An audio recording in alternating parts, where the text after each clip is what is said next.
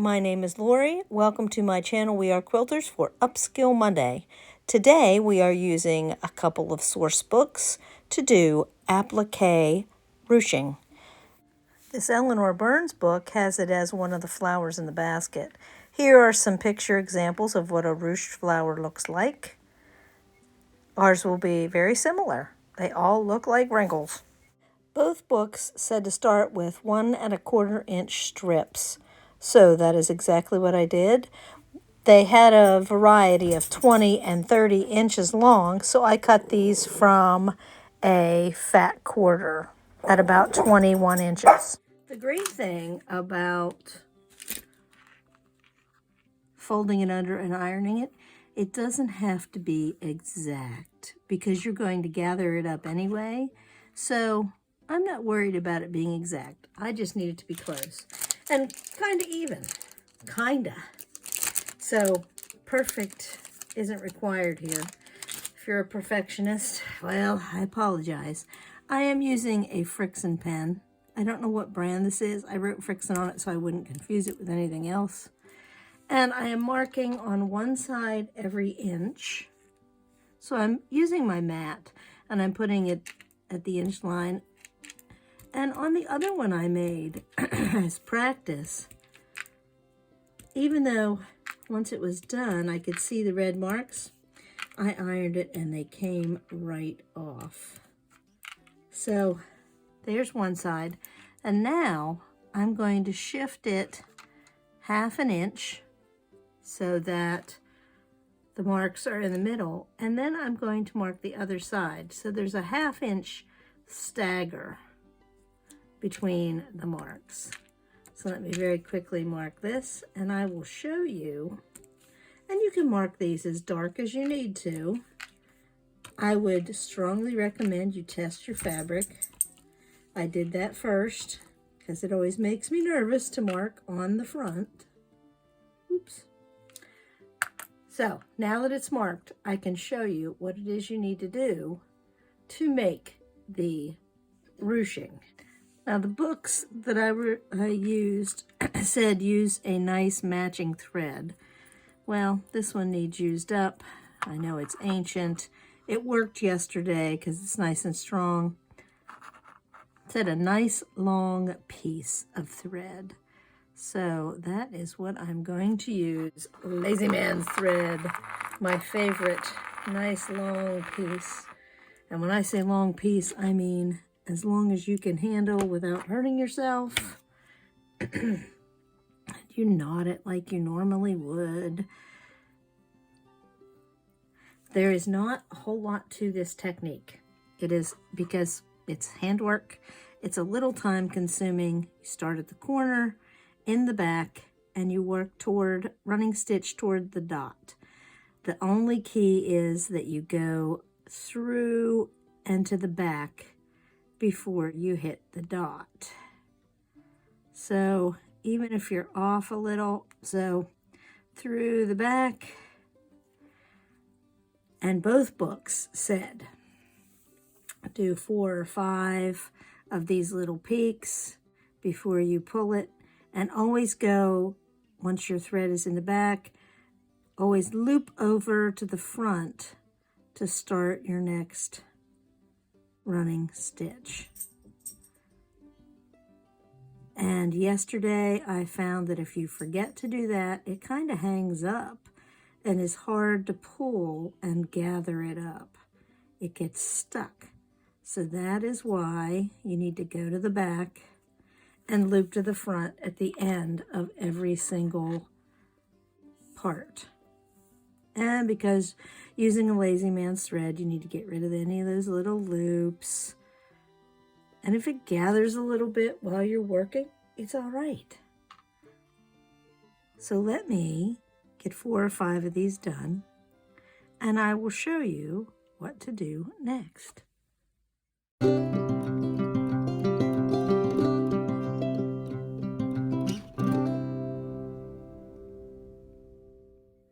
Okay, I have, and I'm sorry that it is a matching thread.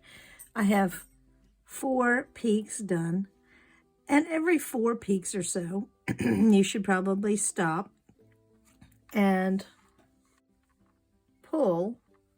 Just pull gently, and if you need to, you kind of work the gather down. Pull and gather. You don't want to pull too hard so that you break your thread. Pull and gather. Now, if you wanted a different artistic look, you probably could use a contrasting thread, and because there's a knot here, it will stop.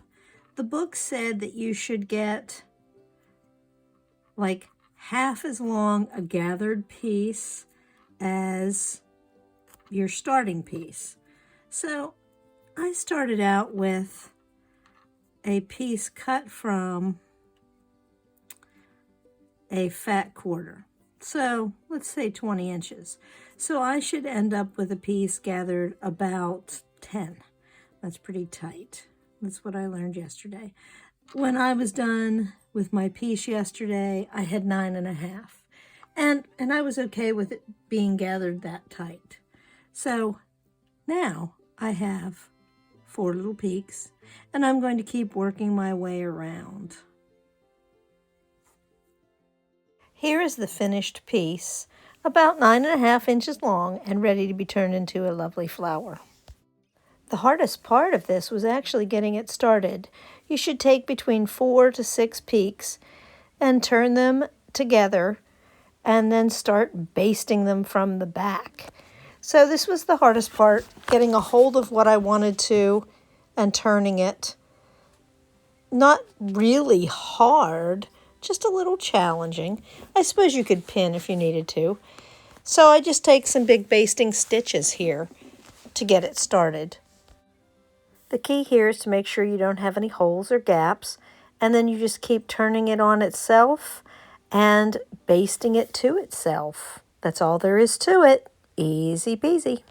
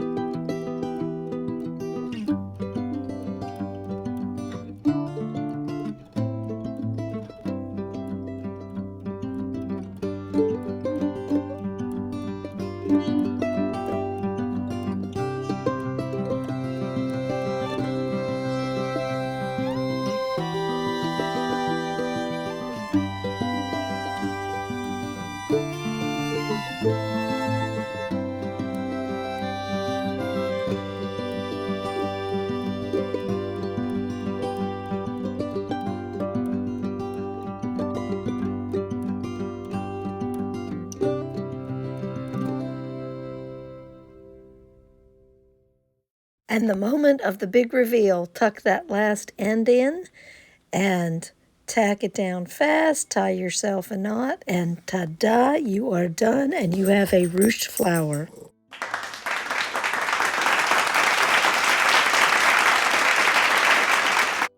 Now I have one more flower to add to the top. I'll probably put something behind it.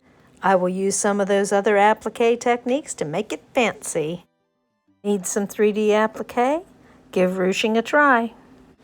See you on Wednesday for the West Virginia weather block.